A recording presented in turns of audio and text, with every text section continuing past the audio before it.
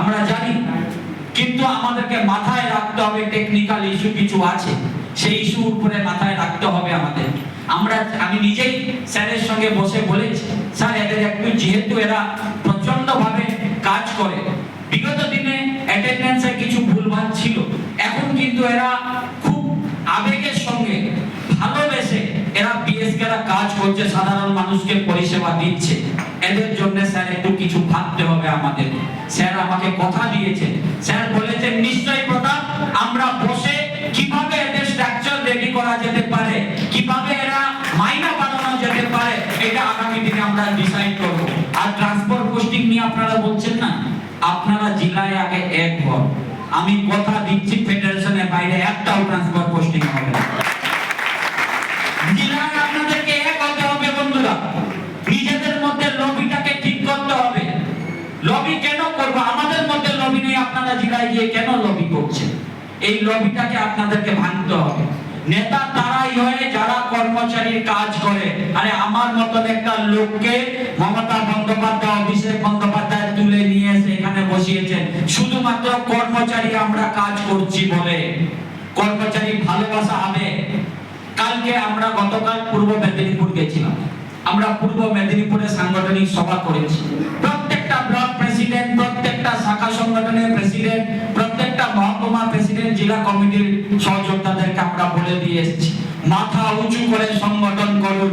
সংগঠন মাথার উপরে মমতা বন্দ্যোপাধ্যায় আছে, অভিষেক বন্দ্যোপাধ্যায় আছে, ভয় পাওয়ার কোনো কারণ নেই। আমাদেরকে পূর্ব মেদিনীপুরে দেখিয়ে দিতে হবে আমরা পশ্চিমবঙ্গ রাজ্য সরকারি কর্মচারী ফেডারেশন কত বড় শক্তি এখানে আছে। মাথায় রাখতে হবে আমাদেরকে, যারা এখানে পূর্ব মেদিনীপুরে বিএসকে আছে, মাথা উঁচু করে সংগঠন করবেন, কর্মচারী স্বার্থে সংগঠন করবেন। আরে কর্মচারী হচ্ছে আমাদের শক্তি, এটা ভুলে গেলে হবে না। সাধারণ মানুষ হচ্ছে মামাটি মানুষ, সরকারের শক্তি, এইটাও ভুলে গেলে হবে না। কারোর সঙ্গে খারাপ ব্যবহার করবেন না, এটা মাথায় রাখতে হবে। নিজেদের স্বার্থের জন্য কারোর সঙ্গে খারাপ ব্যবহার করলে আমাদের ক্ষতি হবে, মামাটি মানুষ, সরকারের ক্ষতি হবে। এটা ভুলে গেলে কিন্তু আপনাদের হবে না। বিএসকে সকল ভাই বোন এখানে যারা বসে আছেন, আমি বলবো আপনারা জেলায় গিয়ে বলবেন আমরা ফেডারেশনের কর্মচারী, ফেডারেশনের সহযোগিতা, আমরা আপনার প্রতাপদা আমাদেরকে কথা দিয়েছে আগামী দিন আমাদের কিছু ভালো হতে চলেছে। এটা আপনাদের প্রত্যেকটা জেলার কর্মচারীকে বলবেন। আর বিএসকে ইউনিট আমি বলে দিচ্ছি, রাজ্য কমিটি একটা মডিফাই কমিটি বানাবো। কিছু ইনঅ্যাক্টিভ ছেলেরা বসে থেকে নিজেদের মধ্যে হাজারখানা মেসেজ করে দিয়ে আমাদেরকে ডিমোটিভেট করছে, এটা মাথায় রাখতে হবে আমাদেরকে। আমি অরিজিন এই টিমকে বলবো একটা ভালো টিম বানাতে। এই যে যারা আজকে এসেছে এদের মধ্যে দিয়ে যারা যারা রাজ্য কমিটিতে আসতে চায় তাদেরকে নিয়ে আমি জেলা প্রেসিডেন্ট থেকে নাম নিয়ে নেব, নিয়ে একটা ভালোভাবে রাজ্য কমিটি বানিয়ে 26-এর আগে বিএসকে 5000 লোক নিয়ে আমরা একটা রাজ্য সম্মেলন করব। এই রাজ্য সম্মেলনের আগে নিশ্চয়ই তার জন্য আপনাদের এইখানে যা যা কথা উঠে এসেছে, যা যা দাবি উঠে এসেছে, সেই দাবি কিছুটা হলেও ম্যাক্সিমাম আমরা পূরণ করার চেষ্টা করব।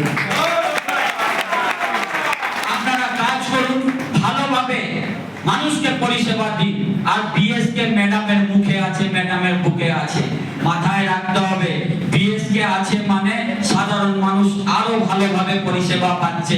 এটা মাথায় রেখে মাথা উঁচু করে কাজ করুন বন্ধুরা। কলকাতা ডিস্ট্রিক্টের আইডি নিয়ে কথা বলা হলো, আমি নিজে স্যারের সঙ্গে আলোচনা করেছেন, স্যার নিজে নোট করে নিয়েছেন কিভাবে আপনাদেরকে এইচআরএমএস আইডি দেওয়া যায়, সেটা নিয়ে আমরা কথা বলবো। আমি জানি এই বিষয়ে একটা টেকনিক্যাল ইস্যু আছে, প্রত্যেকটা জেলা পেয়ে গেছে, আপনারা পাচ্ছেন না। তার কারণ এখানে আলাদা একটা ডিডিও আছে, কর্পোরেশনের আন্ডারে আপনারা কর্পোরেশনের আলাদা বডি, এটা মাথায় রাখতে হবে। তার জন্য হয়তো আইডি পাওয়া যাচ্ছে না, কিন্তু এই টেকনিক্যাল ইস্যুটাকে কিভাবে কাটিয়ে আমরা কাজ করতে পারি তা নিয়ে কলকাতা ডিস্ট্রিক্টের 2-4 জনকে নিয়ে আমি স্যারের সঙ্গে সামনাসামনি কথা বলবো। আর রাজ্য কমিটি হয়ে যাওয়ার পরে রাজ্য নেতৃত্বদেরকে নিয়ে আমরা আমাদের নোডাল অফিসার স্যারের কাছে সম্বর্ধনা দিতে যাব। ফেডারেশন এখন সকল স্তরের কর্মচারীকে নিয়ে করছে সংগঠন, বিএসকেও এই ফেডারেশনের সহযোদ্ধারা আছে।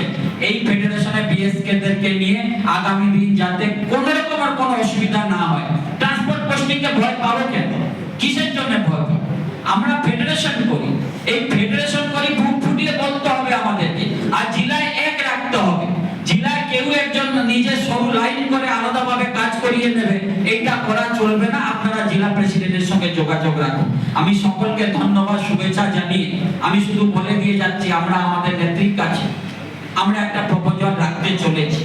বিভিন্ন রকমের যারা কন্ট্রাকচুয়াল আছে, তারা যাদের অ্যাক্সিডেন্ট, আমি যেটা প্রাইভেট স্যালারি অ্যাকাউন্ট কথা বললাম, ঠিক একইভাবে সার্বিকভাবে যাদের মারা যাচ্ছে, যে আপনারাই বললেন 30-35 জন মারা গেছে, তাদের ফ্যামিলিতে যাতে একটা চাকরি পাওয়া যায় সেই ব্যবস্থাও আমরা আমাদের নেত্রীর কাছে আবেদন করব।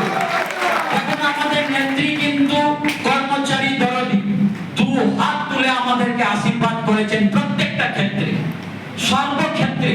যে যাই বলুক, আমাদের নেত্রী, আমি প্রত্যেকটা জায়গায় গিয়ে বলি, বাংলার কর্মচারীরা, বাংলার সরকারি কর্মচারীরা, বাংলার কন্ট্রাকচুয়াল কর্মচারীরা যা সুযোগ সুবিধা পায়, সারা দেশের মধ্যে আলাদা কোনো রাজ্যে সেই সুযোগ সুবিধা নেই। আমাদের নেত্রী কখনো বলেনি দিয়ে দেবেন, আমাদের নেত্রী সবসময় দিয়ের পক্ষে। কিন্তু মাথায় রাখতে হবে, 11 কোটি মানুষকে পরিষেবা দিচ্ছেন, 96টা প্রকল্প, সকল স্তরের কর্মচারী, সকল স্তরের মানুষকে উনি দেখছেন। আর্থিক বঞ্চনা, কেন্দ্রীয় সরকার বাংলাকে ভাতে মারার যে পরিকল্পনা, এখন তো দেখতেই পাচ্ছেন, যে জায়গায় সব ডবল ইঞ্জিন সরকার, সেই সব জায়গায় বাঙালিদের উপরে অত্যাচার হচ্ছে। আর যারা অত্যাচার করছে, তারাই এসে এখানে বাঙালিদের কাছ থেকে ভোট চাইছে। আপনারা সাধারণ মানুষকে বোঝাবেন না?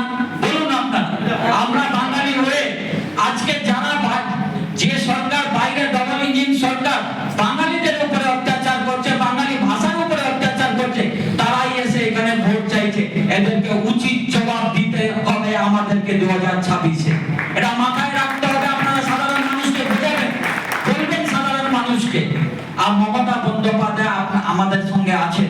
আর সব থেকে সিকিউরিটি আমি বলে দিলাম, সিকিউরিটি যখন মমতা বন্দ্যোপাধ্যায় বাংলার কর্মচারীর জন্য আছে, আলাদা কাউকে নিয়ে ভাবতে হবে না। উনি একাই 100, উনি একাই লড়তে জানেন, উনি একাই জয় করতে জানেন। আমি সর্বশেষে বলবো, আমরা করব